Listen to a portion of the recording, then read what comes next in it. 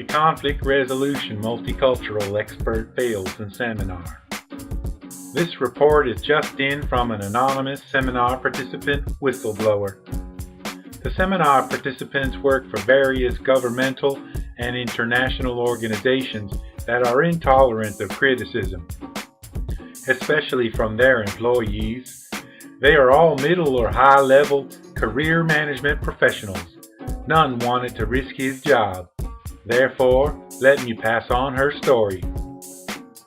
Dr. Tatsushi Arai arrived to regale us with his academic acumen and professional experience regarding conflict resolution and multicultural communication.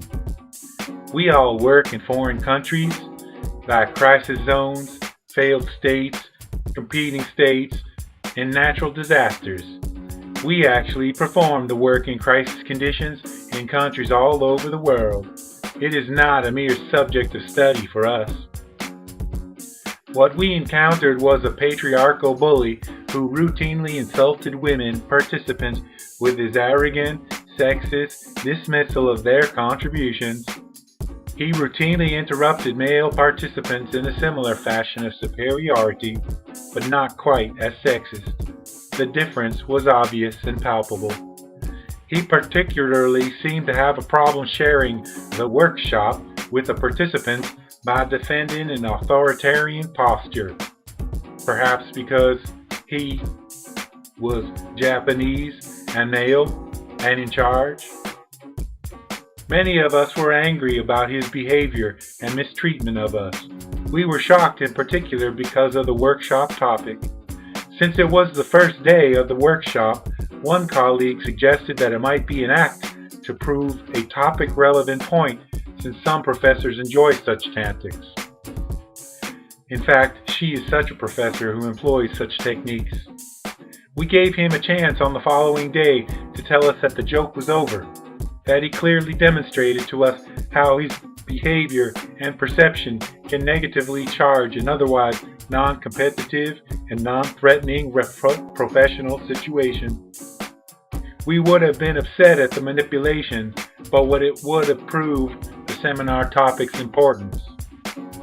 However, when neither an exclamation of surprise nor apology materialized, it became apparent that we were facing a cultural issue between a Japanese man in a position of authority, Americans claiming equality, Africans claiming to be heard, and women expecting equality, just to illustrate the clashing stereotypes.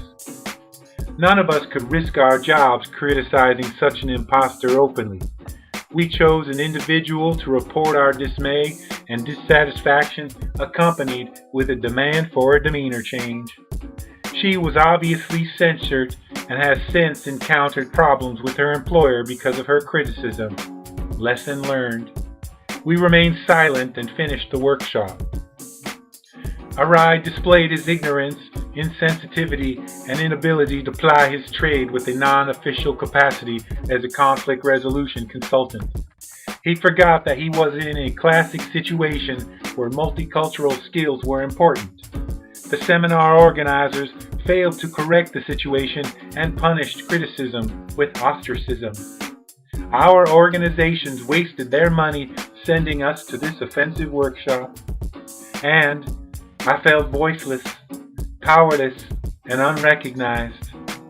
It demonstrates that multicultural skills and conflict resolution strategies receive a lot of attention, but our petty alliances and perceptions maintain their control over most of us. We all still have much to learn, Dr. Arai included. I was recently asked if I would recommend his workshop. No, not only until he attended my course. First, anyways. The best part of this workshop is that I will have another example of our shared incompetence for my students.